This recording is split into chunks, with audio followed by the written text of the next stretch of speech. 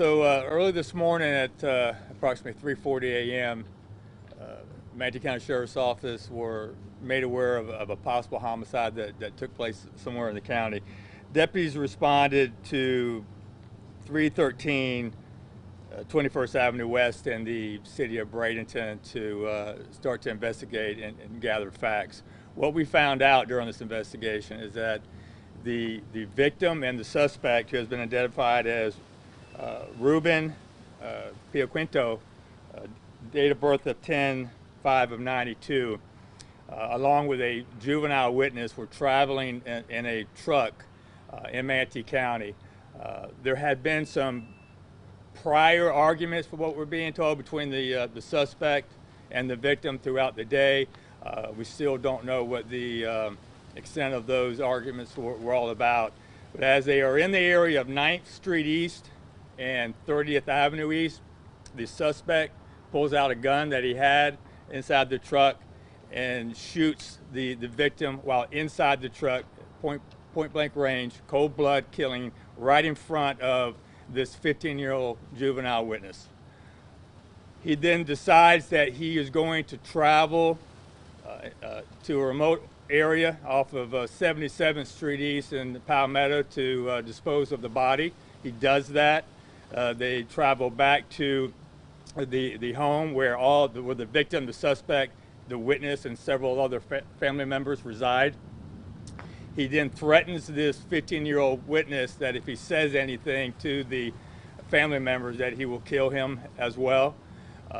He then passes out on the couch, and after a couple hours, the family members start to inquire about where the victim is. They're trying to find him. They wake up the 15-year-old, and he then is just distraught, obviously, and gives them the whole story of what took place. We then respond back to the location of the residence. The victim is, or the family members are now outside. They have left the residence. The suspect is inside. We give him several commands to come out with absolutely no discussion whatsoever, nothing from him. We start to roll out the SWAT team and hostage negotiation. We get there, and the suspect finally comes out. We take him into custody. Talking police talk here. We take him into custody. He's currently being interviewed, as well as the family members that also reside at that location. So that's where we're at right now. We're not really sure of the motive. We're still working on that. This is just another senseless, cold-blooded killing. My heart really goes out to this family and also to this young witness who was sitting in the car when this took place. I know he has to be traumatized. So I'll take any questions that you have at this time. What is the relationship between the suspect and the victim? The suspect is the son-in-law of the victim. And what about the 15-year-old? What does that relationship look like? I believe the 15-year-old is the stepson of the victim. This 15-year-old must have seen a lot of traumatic stuff between the time his stepdad was shot, and did the suspect make him participate at all in disposing? We're not sure right now. We're still gathering all that information. It's possible. We just don't know at this time. That's very traumatic. It's very traumatic. Once again, I'm very sad for him and his family that he was exposed to such violence. Who discovered this body on the side of the road? We had to find the location. As talking to family members and talking to the witness, he led us to that location. He wasn't exactly sure where it was at, but he gave us enough information that we could find. Did the suspect have any priors in his past? He did not. Can you spell us the last name of the suspect? The spelling of the last name is Pioquinto. And first name? First name is Ruben.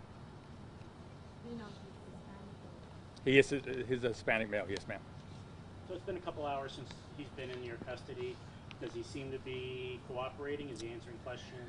Right now he is. I don't know to the extent of his cooperation in the investigation, but the homicide detectives are currently with him now.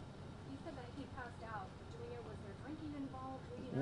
We do believe that he had been drinking. Early indications of alcohol use are prevalent right now, so we don't know to the extent.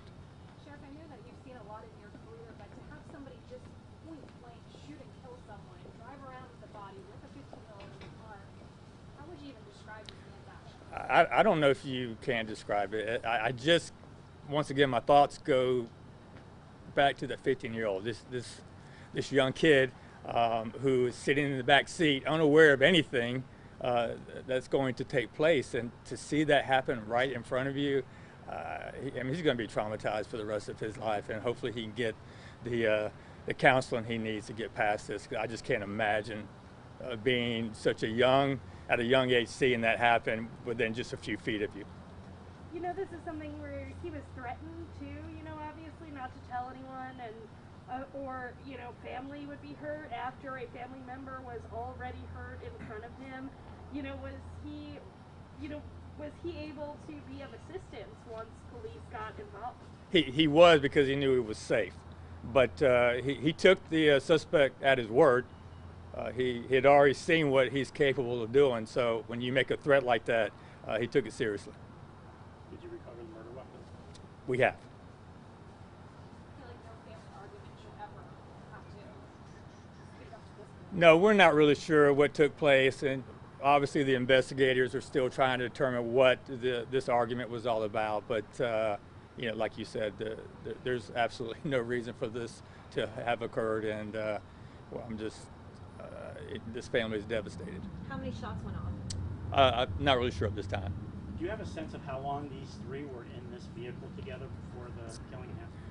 We believe close to 2 hours. We think they went to a location before the homicide took place. We're not really sure where that was at, but we know that they were together for at least 2 hours. Were they together to commit a crime? Or No, they were not. Anything else? All right, thank y'all. Thank you. Appreciate it. Thank you. Glad we didn't